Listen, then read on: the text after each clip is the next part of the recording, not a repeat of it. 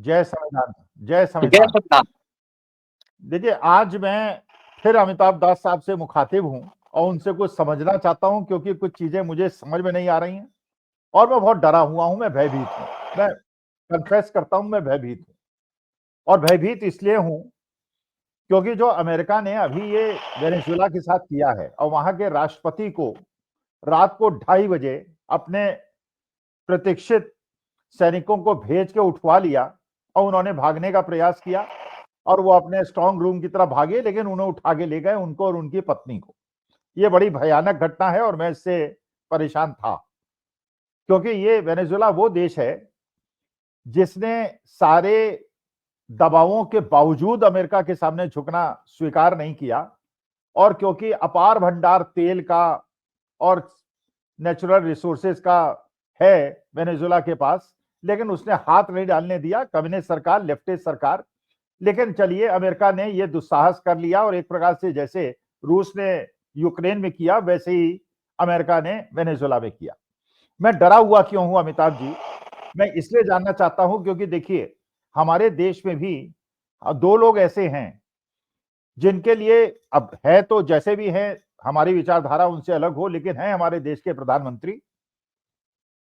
और हमारे देश के अंदर एक ऐसे पूंजीपति हैं जिनको हम राष्ट्रीय सेठ के नाम से जानते हैं, जिन्हें पिछले 11 साल में सारी सरकारी संपत्तियां औने पौने दाम पे दे दी गई हैं। और सारे विश्व के अंदर अगर मोदी जी का दौरा होता है तो उनके लिए ही व्यवसायिक गतिविधियों को बढ़ाने के लिए होता है। इन दोनों के लिए मैं डरा हुआ हूं, और दोनों क्योंकि हमारे देश के हैं और भारतीय हैं, इसलिए उनके लिए मैं चिंतित भी हूं। देखिए, जो वेनेजुएला पे प्रेसिडेंट को उठा के ले गए अमेरिकन फोर्सेस, उन्होंने 3 कारण बताए जिसके वजह से उन्होंने कहा कि उन्होंने ये कार्यवाही वेनेजुएला के प्रेसिडेंट के खिलाफ की। पहला आरोप उन्होंने ये लगाया कि वहां ड्रग कार्टेल चलता है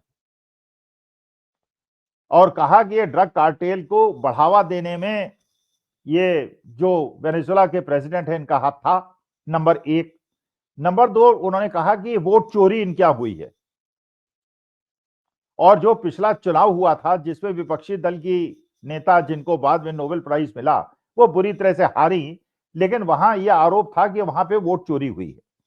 और तीसरी बात उन्होंने कहा कि हमने इसलिए उन्हें उठाया कि उन्होंने हमारे बात बात कहने के बावजूद हमारी बात नहीं मानी। अब ये 3 आरोप लगाए। अब मैं चिंतित इसलिए हूं, हमारे देश के प्रधानमंत्री मोदी जी और फिर अडानी जी दोनों की बात करते हैं।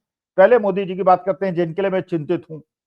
वैसे हमारे देश में 142 करोड़ लोग हैं, मुझे नहीं लगता कि अमेरिका दुस्साहस करेगा, और अगर डोनाल्ड ट्रंप दुस्साहस करेंगे तो हम लोग मुंह तोड़ जवाब देंगे, क्योंकि हमारे देश के प्रधानमंत्री हैं, हमारी आन बान शान है। वो बात दूसरी है कि जैसे इंदिरा गांधी ने निक्सन को नहीं माना था और बांग्लादेश को तोड़ दिया था, मोदी जी जरा थोड़े से अलग टाइप के प्रधानमंत्री हैं। वो मुंह नहीं खोलते, कुछ बताते नहीं, ना वो ऑपरेशन सिंदूर में कुछ बताते हैं, ना वो अमेरिका का जवाब देते हैं।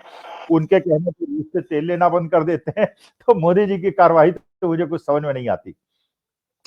लेकिन जो ये परिस्थिति बनी है कि मोदी जी को, एक तो पहली बात तो ये है कि अभी उन्होंने कल परसों ये स्टेटमेंट दे दिया कि मोदी जी मुझसे, मेरे को खुश करने के लिए सब कुछ करते हैं। तो क्या मोदी जी राष्ट्र हित को छोड़कर खुश करने के लिए कुछ कर रहे हैं? और खुश करने के लिए क्या क्या कर रहे हैं? जैसे टैरिफ उन्होंने लगा दिया, भारत ने बहुत सारे इंपोर्ट ड्यूटी कम कर दी जिससे अमेरिका का माल हमारे देश के अंदर हो जाए। आपको पता ही है कॉटन के बारे में क्या हुआ था। दूसरी बात, वोट चोरी का मुद्दा हमारे यहां भी बहुत ज्यादा गर्म है। वोट चोरी का मुद्दा बहुत ज्यादा गर्म है, राहुल गांधी ने गरमाया हुआ है। अब तो बल्कि अमिताभ जी ये प्रूव भी हो गया कि वोट चोरी हुई है। वो बिल्कुल। ऐसे हुआ कि देखिए, बिहार के अंदर वोट कम हो गए करोड़ों, उत्तर प्रदेश के एसआईआर में वोट कम हो गए करोड़ों, वेस्ट बंगाल में एसआईआर में वोट कम हो गए करोड़ों। अब अगर हर प्रदेश के अंदर वोट कम ही हो रहे हैं, 2-2, 3-3 करोड़, इसका जी। माने देश की जनसंख्या तो बढ़ी है पिछले 11 साल में। ऐसा तो नहीं जनसंख्या नहीं बढ़ी, जनसंख्या तो बढ़ी है। लेकिन बिल्कुल। वोटर लिस्ट में हम 15-20 करोड़ अगर पूरे हिंदुस्तान में कम हो जाते हैं, 20 करोड़ मान लीजिए कम हो जाते हैं, तो ये 20 करोड़ लोग मर तो गए नहीं। ऐसा तो नहीं हुआ कि लोग मरे ज्यादा और पैदा कम हुए या 18 साल के नहीं हुए, वो तो हुआ नहीं। इसका जी। मतलब ये है, पहले के जो चुनाव आज तक हुए हैं, 2014 के, 19 के और 24 के, ये फर्जी चुनाव थे और ये अवैध चुनाव हैं। उनको दोबारा कराया जाना चाहिए, क्योंकि वो गलत वोटर लिस्ट और फर्जी वोटर लिस्ट से हुए थे। तो ये बात भी प्रूव हो रही है कि वोट चोरी हुई। अब कल गुरदीप सिंह सप्पल का मैंने न्यूज 24 में सुना, उन्होंने बताया कि उन्होंने शिफ्ट किया साहिबाबाद से नोएडा। साईं बाबा से नाम उनका कट गया, लेकिन नोएडा का बीएलओ कहता है कि साहब आपका नाम यहाँ ऐड इसलिए नहीं हो सकता क्योंकि चुनाव आयोग के अनुसार इसका कोई प्रोविजन ही नहीं है। अच्छा, तीसरा मुद्दा जिससे अमेरिका में वेनेजुएला को टाइट किया है, ड्रग कार्टेल का। आपको पता ही है कि अडानी पोर्ट, वहां पे हजारों करोड़ों रुपए की ड्रग्स जो है आती हैं, गायब हो जाती हैं, कोई इंक्वायरी नहीं होती, देश को पता नहीं चलता उसका क्या हुआ, कौन दोषी था, कोई जेल नहीं जाता। तो ये तीनों मुद्दे ऐसे हैं जो मोदी जी को थोड़ा सा, मुझे उनके लिए खतरा महसूस हो रहा है और मैं उनके लिए चिंतित हूं। अडानी जी के साथ एक चीज और ऐड हो रही है, अडानी जी के साथ ये ऐड हो रही है, जिसको अगर चाहे डोनाल्ड ट्रंप तो उसको बहाना बना के कोई दुस्साहस कर सकते हैं। वो ये हो रही है कि वहां के कोर्ट ने 1 साल पहले आदेश दे दिया है भारत सरकार को कि आप सम्मान सर्व कीजिए अडानी को, तो भारत सरकार भी सम्मान सर्व नहीं करा पा रही है और अडानी जी को सम्मान सर्व नहीं हो रहा, जबकि अडानी जी तो मौजूद है, सबको पता है। तो आपको तो पता है, आप तो पुलिस में रहे हैं कि कोर्ट के आदेशों का या उनके सम्मन को स्वीकार न करना या उसको सर्व न कराना एक गंभीर अपराध है। तो अमेरिका उसी बहाने अगर अडानी जी को या मोदी जी को उठा ले तो हमारे लिए तो बहुत बड़ी समस्या हो जाएगी, क्योंकि हम लोग देश को प्यार करते हैं और देश के पूंजीपति को भी प्यार करना ही हमारी मजबूरी है और प्रधानमंत्री को तो खैर प्यार करना हमारा कर्तव्य है। तो मोदी जी के और अडानी जी के लिए मैं, अमिताभ जी, बहुत ज्यादा चिंतित हूं।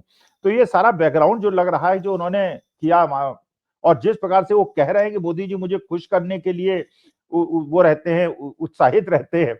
अच्छा, मोदी जी ने कोई स्टेटमेंट भी नहीं दिया, पूरे विश्व में लोगों ने स्टेटमेंट दिया हमारा वेनेजुएला के आक्रमण के, मतलब ये दुस्साहस के खिलाफ। छोटे छोटे क्यूबा जैसे कंट्रीज ने कर दिया, रूस और चीन की तो बात ही छोड़ दीजिए। भारत से कोई स्टेटमेंट नहीं आ रहा, मोदी जी का कोई स्टेटमेंट नहीं आ रहा, मोदी जी का कोई स्टेटमेंट नहीं आ रहा कि साहब ऑपरेशन सिंदूर में चीन कह रहा है उसने मध्यस्थता की, अमेरिका कह रहा है उसने मध्यस्थता की। तो पूरी परिस्थिति को समझते हुए आपको क्या लगता है, अगर मोदी जी को या इनको अडानी जी को ये अमेरिकन इसी प्रकार से उठा ले, इन्हीं 3-4 कारणों से जो बिल्कुल सिमिलर है जो वहां पे हुआ वेनेजुएला में, क्या ये संभव है? अगर होगा तो हम लोग कैसे बचें, और क्या ये मोदी जी के लिए उचित है कि अडानी जी को सम्मान सर्व करा दें और उनको वहां के कोर्ट के सामने पेश कर दें, जिससे हमारे देश की छवि बचे? अमिताभ जी। जी, सही कहा आपने प्रोफेसर साहब। देखिए, मैं तो थोड़ी मतलब खरी-खरी बात करता हूँ, उसमें थोड़ी कड़वी बातें भी निकल जाती है मुँह से।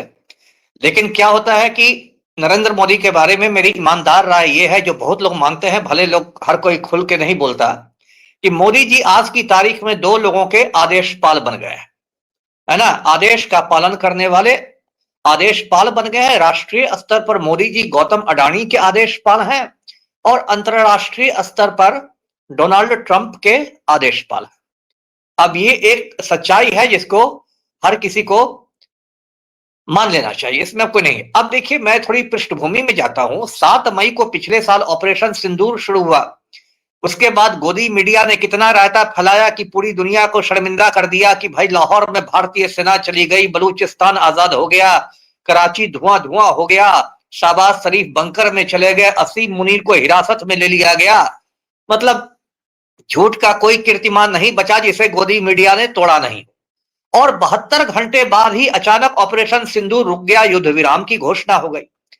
और सबसे अजीबोगरीब बात कि युद्ध विराम की जानकारी मुझे और पूरे हिंदुस्तान को डोनाल्ड ट्रंप के ट्वीट से मिली। ये इसका सबसे एक अजीबोगरीब पहलू था कि ठीक है, भारत सरकार ने युद्ध शुरू किया और भारत सरकार ने युद्ध विराम कर दिया होता तो वो बात लगता कि ठीक है, लेकिन यहां तो हमें ट्रंप से जानकारी मिली। ट्रंप ने जो एक्स पर ट्वीट किया कि भाई हमने युद्ध विराम करा दिया है, और उसके बाद भारत सरकार का आधिकारिक बयान आता है कि हमारे उद्देश्य पूरे हो गए। और उसके बाद 1 नहीं, 2 नहीं, 3 नहीं, मुझे लगता है 40-50 बार घूम घूम के डोनाल्ड ट्रंप ने सार्वजनिक रूप से कहा कि भाई हमने भारत पाकिस्तान को धमकाया, हमने उनको व्यापार रोकने की धमकी दी, हमने ये कहा, हमने वो कहा, और तब आपने रोका। और अभी तो देखिए, वहां अमेरिका में एक ये है गिल करके एक सज्जन है, वो वहां नेशनल सिक्योरिटी काउंसिल में है। उनको वहां के विदेश मंत्री ने सम्मानित कर दिया है, पदक दे दिया है कि आपने भारत पाक युद्ध विराम कराने में बहुत अहम भूमिका निभाई, है ना? और उसके बाद देख, वो भारतीय मूल के ही सज्जन है, जो क्रिस्टी गिल या ऐसे ही कुछ नाम है, और उनको वहां बाकायदा सम्मानित किया गया है कि आपने भारत पाक युद्ध विराम में बहुत बड़ी भूमिका निभाई है, और वहां के विदेश मंत्री सम्मानित कर रहे हैं। और यहाँ नरेंद्र मोदी जो बिल्कुल सरेंडर मोदी बन गए हैं, जो कहते हैं कि नाम नरेंद्र काम सरेंडर, सरेंडर मोदी है। अभी देखिए वेनेजुएला में इतनी बड़ी घटना हुई, ये मतलब एक अभूतपूर्व घटना कहिए, किसी राष्ट्रपति को उसके बेडरूम में घुस के उठा लेना, एक संप्रभु देश के राष्ट्रपति को, ये तो मतलब हद हो गई। और उसके लिए अमेरिकी जो संसद है, कांग्रेस है, उससे भी कुछ नहीं अनुमति ली गई। इराक पर जो हमला बुश ने किया था, कम से कम उसमें दिखावे के तौर पर संयुक्त राष्ट्र की छतरी लगी हुई थी, दिखावा के तौर पर ही सही, लेकिन वो संयुक्त राष्ट्र का प्रस्ताव था सुरक्षा परिषद में, और उसको एक वोट लेकर जॉर्ज बुश ने किया था। लेकिन इस बार तो कोई वोट भी नहीं समझा गया। और इस पर जैसा आपने कहा, क्यूबा जैसे छोटे से टापू जो खुद अमेरिका के एकदम बिल्कुल सटा हुआ है, उसके राष्ट्रपति ने विरोध किया। और मोदी जी जिनका 56 इंच का सीना है और पूरी दुनिया में इनका डंका बजता है ना, इनकी बोलती बंद रही। और भारतीय विदेश मंत्रालय ने जो बयान जारी किया उसमें अमेरिका का जिक्र तक नहीं है ना। जैसे भारत में परंपरागत जो भारतवर्ष है, गांव की महिलाएं या शहर की भी महिलाएं अपने पति का नाम नहीं लेती है ना, पति का नाम नहीं लेती है महिलाओं, उसको पति को मुन्ने के पापा कह के बुलाती है, मुन्ने के बाबू कह के बुलाती है, पति का नाम नहीं लेती है। तो कुछ वही बात देखी जा रही है भारत विदेश मंत्रालय में कि भाई अमेरिका का नाम नहीं लेना है। और विदेश मंत्रालय का 2 लाइन का बयान आया कि हम घटना पर नजर रखे हुए और हम बहुत चिंतित हैं। अरे कौन सी घटना, कौन सी चिंता, आप अमेरिका का नाम नहीं ले रहे हैं। और उसके बाद डोनाल्ड ट्रंप की बात बढ़ती जा रही है। अब उसने खुलेआम कहा है कि ग्रीनलैंड पर वो कब्जा करेगा, है ना। अब उसने खुलेआम क्यूबा को धमकी दी है। ईरान पर कहा है कि we are locked and loaded, Iran को धमका रहा है। और आप बिल्कुल बैठे हुए हैं। और आपने कहा कि ये घटना क्या जो वेनेजुएला में हुई है, क्या भारतवर्ष में हो सकती है? क्या मोदी जी के साथ और उनके जो, मैं तो मित्र नहीं कहूंगा, मैं तो मालिक कहूंगा, उनके जो मालिक है गौतम अडानी, क्या उनके साथ वही बात हो सकती है? जबकि ट्रंप ने अपने विशेष विमान में कहा, एयरफोर्स 1 में, वो वीडियो बहुत वायरल हुआ है कि मोदी मुझे खुश करना चाहते हैं, है ना। क्यों मोदी जी उनको खुश करना चाहते हैं? क्या मोदी जी उनके दरबार के कोई विदूषक हैं? पहले दरबारी विदूषक लोग बादशाह को हंसा के खुश कर देते थे, तो क्या उनके दरबार में विदूषक है मोदी जी? इतने बड़े राष्ट्र के वो प्रधानमंत्री हैं। और देखिए क्या स्थिति हो गई है। देखिए मोदी जी को के साथ तो ऐसा सलूक होगा, इसकी संभावना तो मुझे बहुत क्षीण नजर आ रही है। ऐसे ट्रंप के बारे में कुछ कहा नहीं जा सकता है, ट्रंप तो लगातार रोज रोज इतिहास बना रहे हैं, है ना। लेकिन गौतम अडानी के साथ ऐसा हो जाए, इसकी संभावना प्रबल है। क्योंकि इस बार नैतिक चीज तो खैर डोनाल्ड ट्रंप पर नैतिकता क्या लागू होगी, लेकिन कानूनी रूप से भी बहुत मजबूत स्थिति है अमेरिका की अडानी के मामले में। मैं दर्शकों को बताऊं कि 2024 के आखिर में ही अडानी पर आपराधिक मुकदमा भी चला अमेरिका में, और सिविल मुकदमा भी चला। आपराधिक मुकदमा चला है न्यूयॉर्क के ईस्टर्न डिस्ट्रिक्ट कोर्ट में, और उसमें कहा गया है 3 लोगों को अभियुक्त बनाया गया है, गौतम अडानी को, इसके भतीजा सागर अडानी को, और एक कोई विनीत जैन या मित्तल करके कोई सज्जन है, उनको बनाया गया है। उसमें कहा गया है कि इन लोगों ने बहुत ज्यादा वायर फ्रॉड किया है, फर्जीवाड़ा किया है। और अमेरिका में बहुत सख्त कानून है, फॉरेन करप्ट प्रैक्टिसेस एक्ट, मतलब आप विदेश की धरती में भी यदि कुछ गोलमाल करते हैं और उसके बाद आप अमेरिकी निवेशकों को धोखा देते हैं, तो वो बहुत एक सख्त, वहां गंभीर अपराध माना जाता है।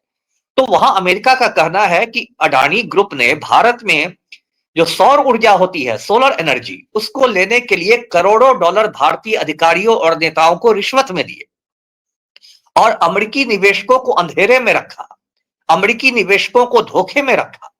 ये सारी बात को लेके बाकायदा कई 100 पन्नों का इन पर आरोप लगाया गया है। और एक सिविल केस हुआ है, वो अमेरिका के SEC ने किया है, सिक्योरिटीज एंड एक्सचेंज कमीशन ने। जैसे हमारे देश में सेबी है, securities and exchange board of India, ऐसे ही सेबी की तरह अमेरिका में ये है, उसका समकक्ष आप कह लीजिए SEC है। उसने सिविल केस किया है। और आपने सम्मन की बात की, तो मैं उसको थोड़ा बता दूं कि अब सम्मन से बात आगे जा चुकी है, बाकायदा वारंट निकल चुका है, बाकायदा गौतम अडानी की गिरफ्तारी का वारंट निकल चुका है। और एक बात यह भी मैं दर्शकों को बताऊं कि भारत और अमेरिका के बीच प्रत्यर्पण संधि है, जिसको इंग्लिश में एक्सट्रेडिशन ट्रीटी कहते हैं। ये 1997 में ही दस्तखत हुआ, और 1999 से यह प्रत्यर्पण संधि लागू है। आपको याद होगा पुर्तगाल से जो अबू सलेम को भारत ने लाया वो प्रत्यर्पण संधि के ही तहत लाया। तो कायदे से जो भारत अमेरिका की प्रत्यर्पण संधि है, कायदे से भारत को तो गौतम अडानी को गिरफ्तार करके अमेरिका को सौंप देना चाहिए था। 2008 में अमेरिका ने ऐसा किया था। बंबई के आतंकी हमलों का एक आरोपी पकड़ा गया था तो अमेरिका ने उसको भारत को सुपुर्द कर दिया था पकड़ के। वो प्रत्यर्पण संधि की शर्तों के तहत किया गया था। तो कायदे से तो गौतम अडानी को इनको गिरफ्तार करके सुपुर्द कर देना चाहिए। लेकिन हुआ क्या? हुआ तो ये कि अब तक गौतम अडानी को सुपुर्द करना तो दूर, वो तो बिल्कुल छुट्टा घूम रहे हैं, शरद पवार के साथ पार्टी कर रहे हैं और क्या क्या कर रहे हैं, बिल्कुल मतलब कहते हैं ना मूंछ पर ताव देके घूम रहे हैं। तो ऐसी स्थिति में यदि मान लीजिए एक हम लोग फर्ज करते हैं कि अचानक बंबई में या कहीं सीआईए पूरा ऑपरेशन कर दे, अचानक कमांडो उतरे, अमेरिका के सील कमांडो, और गौतम अडानी को टांग के ले जाएं, तो फिर मोदी जी के पास क्या मुंह रहेगा? तब तो अमेरिकी विदेश मंत्रालय कहेगा कि भाई हमारी तो प्रत्यर्पण संधि थी, सीधी उंगली से घी नहीं निकला तो हमने टेढ़ी उंगली से निकाला। अब भारत ने प्रत्यर्पण संधि की शर्तों का उल्लंघन किया तो हमने ऐसा किया, और उस पर तो वहां पर जो विरोधी पार्टी है, जो उनके विरोधी है, डेमोक्रेटिक पार्टी भी उनका साथ दे देंगे। तो ये एक अजीब सी स्थिति में देश हमारा जा रहा है। और अगर मान लीजिए आज के तारीख में गौतम अडानी के साथ हो गया कुछ ऐसा, तो मतलब उसके बाद मोदी के पास कौन सा चेहरा रह जाएगा दिखाने के लिए? क्या बात करेंगे? और मोदी और जी जी जी बोलिए। एक और चीज मैं ये समझना चाहता हूं अमिताभ जी, क्योंकि फाइनेंस मेरा सब्जेक्ट है। जी जी बहुत बड़े लोन दे रखे हैं भारतीय बैंक्स ने अडानी को, जी जी, और बहुत सारा शेयर मार्केट के अंदर बहुत बड़ी भागीदारी है, जिसमें एलआईसी का पैसा लगा हुआ है, म्यूचुअल बिल्कुल फंड्स का पैसा लगा हुआ है। अगर ये जी, परिस्थिति बनी, जैसे आपने कहा कि अब तो सम्मन का इशू नहीं, अब तो वारंट का इशू है, और उठा ले जाते हैं बिल्कुल और शेयर मार्केट टूट जाता है और बैंकों का बिल्कुल लाखों करोड़ डूब जाता है, तो हम लोग लुट जाएंगे हिंदुस्तान। और आप जानते ही हैं न्यू पेंशन, जो यूनिफाइड पेंशन स्कीम और न्यू पेंशन स्कीम बनी है, उसमें तो कर्मचारियों का जबरदस्ती पैसा शेयर मार्केट में डाला जा रहा है, तो हरा पूरा देश जो है हाहाकार मच जाएगा। तो ये लोग बिल्कुल सौंप क्यों नहीं देते अडानी को, गौतम अडानी को सौंप? इनको परेशानी क्या है सौंपने में? परेशानी वही है जो मैंने शुरू में अर्ज किया। क्या कोई अपने मालिक को सौंप सकता है? शुरू में जो मैंने अर्ज किया कि देखिए मोदी का पूरा चुनावी प्रचार का खर्च अडानी उठाता है। वो आपने ही उसके लिए शब्द का उपयोग किया है, राष्ट्रीय सेठ है। जैसे राष्ट्रीय पक्षी मोर है, राष्ट्रीय पशु बाघ है, तो राष्ट्रीय सेठ भी है गौतम अडानी। तो ये तो एक मतलब कॉमन सेंस की बात है कि आप अपने मालिक को आप कैसे भेज सकते हैं? तो फिर भाजपा की फंडिंग कैसे होगी? इतना तो करोड़ों करोड़ रुपए जो राम भक्तों के खाते में जाते हैं, और हजारों करोड़ रुपया जो चुनाव प्रचार में खर्च होता है, वो कोई मैं दे रहा हूं या आप दे रहे हैं? तो इसलिए लेकिन ये जो नहीं दे रहे हैं। नहीं, लेकिन अमिताभ जी, अगर देश जी का इंटरेस्ट एक तरफ हो, एक तरफ राष्ट्रीय नेशनल इंटरेस्ट हो, और एक तरफ अपना पूंजीपति मित्र हो, तो राष्ट्रीय इंटरेस्ट को उन्हें ध्यान नहीं देना चाहिए क्या? नेशनल इंटरेस्ट को ध्यान नहीं देना चाहिए क्या? अगर मोदी जी उतना ही नेशनल इंटरेस्ट को ध्यान देते तब तो मोदी जी नेहरू की बराबरी कर लेते, तब तो मोदी जी शास्त्री की बराबरी कर देते, इंदिरा गांधी की बराबरी कर देते। मोदी जी कब से राष्ट्रहित की सोचने लगे? है ना? ये तो एक बहुत बड़ा मजाक हो जाएगा यदि हम कहें कि मोदी जी को राष्ट्रहित की चिंता हो गई। अभी देखिए प्रधानमंत्री कार्यालय का नाम अभी 1 महीना पहले सेवा तीर्थ कर दिया गया, तो सोशल मीडिया इसी बात से भर गया कि भाई इसका नाम अडानी सेवा तीर्थ रखो, क्योंकि 24 घंटे वहां मोदी जी अडानी की सेवा में बैठे हुए हैं। तो मोदी जी कब से उतना राष्ट्रहित के बारे में सोचने लगे? ये तो अपना जी जी बोलिए। अच्छा, एक और चीज अमिताभ जी, एक और चीज बताइए, आप इसके एक्सपर्ट भी हैं और आप बहुत ज्यादा जागरूक हैं और हर चीज पे निगाह रखते हैं, और आपका दास बोले बिंदास भी एक बहुत अच्छा कार्यक्रम है जो मैं सुनता रहता हूँ। ये जी बताइए, जो हमारे करीब 15 हिंदू बांग्लादेश के अंदर मारे जा रहे हैं, रोज जलाया जा रहा है और मारा जा रहा है, इतना अत्याचार बांग्लादेश के अंदर हिंदुओं के खिलाफ हो रहा है, मोदी जी कुछ करते क्यों नहीं है? अब फिर वही बात हो गई, फिर मैं सरेंडर मोदी वाली बात करूंगा। देखिए मैं एक मतलब एक अलग विषयांतर हो जाएगा, लेकिन वो भी मैं बताता हूं। शेख हसीना को जो हटाया गया, वो पूरा जो ऐसे तो जन विद्रोह था जो भी था, लेकिन उसमें अमेरिका की भी बहुत बड़ी भूमिका थी, है ना। अमेरिका बंगाल की खाड़ी में बांग्लादेश का एक टापू है, सेंट मार्टिन आइलैंड या ऐसे ही कुछ नाम है, वहां पर अमेरिका बाकायदा अपना सैन्य अड्डा बनाना चाह रहा था, है ना। शेख हसीना ने इसकी इजाजत नहीं दी, तो अमेरिका ने उनको बहुत ही मतलब गुस्सा तो था ही, असंतोष तो था ही, तो असंतोष को हवा दे दो। तो मोदी की ये क्या हिम्मत हो गई कि वो मतलब पश्चिम ये बांग्लादेश में जाके हिंदुओं को बचाएंगे। और कहीं तो कहीं मेरा अपना शक है कि मोदी जी और उनका गिरोह चाहता है, मैं तो गिरोह शब्द ही कहूंगा, कि बांग्लादेश में हिंदू मारे जाते रहे, जिससे कि आप पश्चिम बंगाल में उसका फायदा उठा ले। आपदा में अवसर, बांग्लादेश में हिंदू यदि मारे जाएंगे तब ना भाजपा, अभी तो बंगाल के चुनाव होंगे 2-3 महीने बाद, तो भाजपा वहां कहेगी कि भाई देखो हिंदू खतरे में हो गया है। तो कहीं ना कहीं तो ये लोग वहां पर हिंदुओं के मारे जाने से भाजपाइयों को खुशी हो रही होगी। जी बोलिए। अच्छा अमिताभ जी, एक चीज और बताइए, आप तो पुलिस अधिकारी रहे हैं, जो जी उत्तराखंड में आज गांव गांव शहर शहर बड़े बड़े जुलूस निकल रहे हैं, रोज हजारों जी लोग जी सड़कों पे हैं। आपने देखा बिल्कुल। 21 साल की एक प्यारी सी बच्ची, गांव की बच्ची, जी अपने माता पिता के भरण पोषण के लिए नौकरी ज्वाइन जी करती है, उसके साथ जो हुआ, ये जी उस जी देश के अंदर हुआ जहां भगवान कृष्ण ने द्रौपदी को बचाया था, और हमारे मैया सीता को बचाने के लिए राम ने रावण पे आक्रमण किया था उस देश के अंदर। और वहां का जी मुख्यमंत्री बिल्कुल मौन साधे बैठा हुआ है, कोई इंक्वायरी करके दंडित नहीं कर रहा, और वहां पे जो घटना स्थल था उसको बुलडोज कर दिया गया, जिससे सारे एविडेंसेस मिट जाएं। तो ये जो जनता का रोष है, इसको क्या भारतीय जनता पार्टी, मोदी जी समझ नहीं रहे हैं क्या? देखिए समझ तो रहे ही हैं, क्योंकि ये तो अभी देखिए 4 जनवरी को देहरादून में सीएम हाउस का घेराव हुआ, बहुत बड़ी भीड़ आई थी, सबने देखा। उसके बाद देखिए अभी 11 जनवरी को वहां मतलब उत्तराखंड बंद बुलाया गया है। इस मुद्दे पर तो भाजपा के कई राम भक्तों ने भी भाजपा का साथ छोड़ दिया है। माना जा रहा है कि उत्तराखंड चुनाव में एक अंकिता भंडारी हत्याकांड एक बहुत बड़ा मतलब एक मुद्दा बन जाएगा, और पूरा मतलब उत्तराखंड गूंज रहा है कि अंकिता हम शर्मिंदा हैं, तेरे कातिल जिंदा है। और उसमें देखिए आराम एक दुष्यंत कुमार गौतम का नाम आया है। दुष्यंत कुमार गौतम जो कि उत्तराखंड भाजपा के प्रभारी हैं, उनका नाम आ रहा है। मांग हो रही है पुष्कर सिंह धामी से कि आप सीबीआई जांच की मांग करा दे। लेकिन क्या होता है ना, जो कहते हैं कि बात निकलेगी तो दूर तलक जाएगी। ऐसा नहीं है कि यदि सीबीआई जांच हो गई और सच में कुछ निकल गया, तो हो सकता है दुष्यंत कुमार गौतम के आगे भी जो और बड़े बड़े राम भक्त हैं उन तक जांच की आंच पहुंच जाए। इसलिए अभी पुष्कर सिंह धामी मतलब बहुत बुरी स्थिति में है। और अभी देखिए वो किस तरह ये लोग मामलों को भटकाते हैं। अभी मैं देख रहा था कि उत्तराखंड सरकार ने कहा है कि हरिद्वार के कुछ घाटों को, कुछ इलाकों में हम गैर हिंदुओं को नहीं जाने देंगे। बताइए, धर्मनिरपेक्ष राष्ट्र में ऐसा पागलपन वाला फैसला क्यों?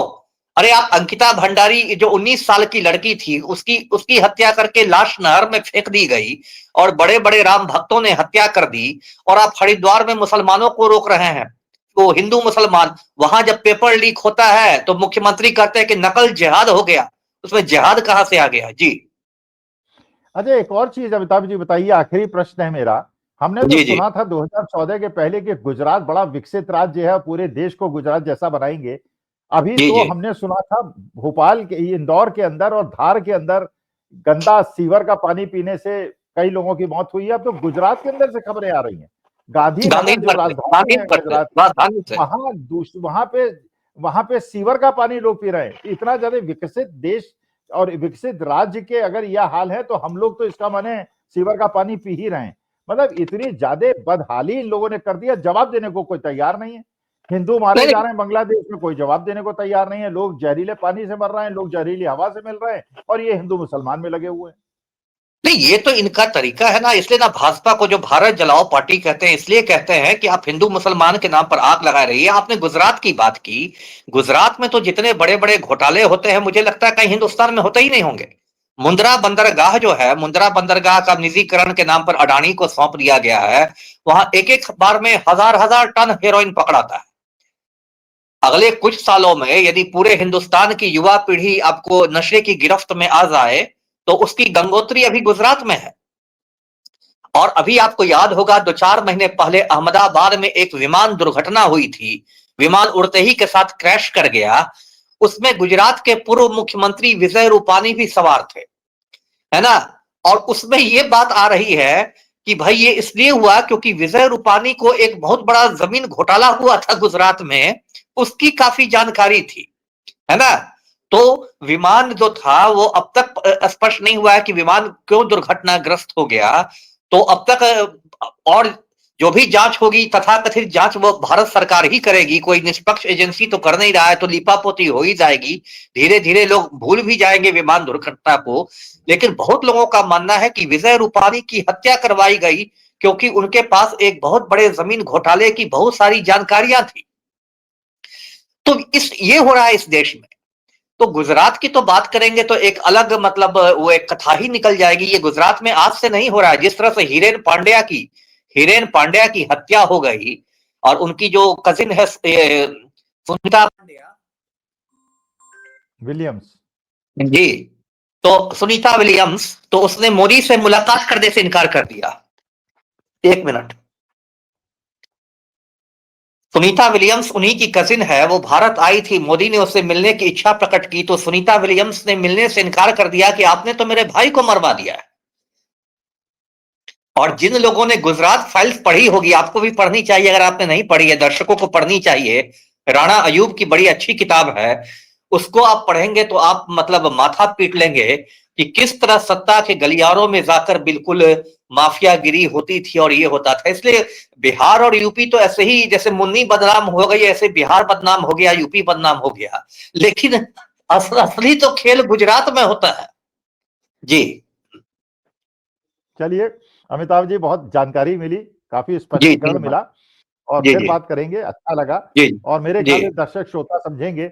लेकिन मेरा जी निवेदन यह है कि अगर देखिए अडानी पोर्ट के अंदर अगर ड्रग्स स्मगल हो रही हैं और जी अगर उनको वारंट इश्यू है और वो अपने को सरेंडर नहीं कर रहे हैं, तो अब जो भी चाहें, बाकी तो अंतर्राष्ट्रीय नियम है, कानून है, लेकिन हमारे देश की छवि पे कोई नुकसान नहीं होना चाहिए। अगर बिल्कुल इनको हाजिर कर देना चाहिए तो इनको हाजिर कर देना चाहिए। हम लोग भुगत बिल्कुल लेंगे, आर्थिक लाभ हानि हम भुगत लेंगे, लेकिन हमारे बिल्कुल देश की छवि खराब ना हो, भारत माता की छवि खराब ना हो, इसी बिल्कुल कामना के साथ बहुत बहुत जी धन्यवाद, जी बहुत बहुत आभार। जी।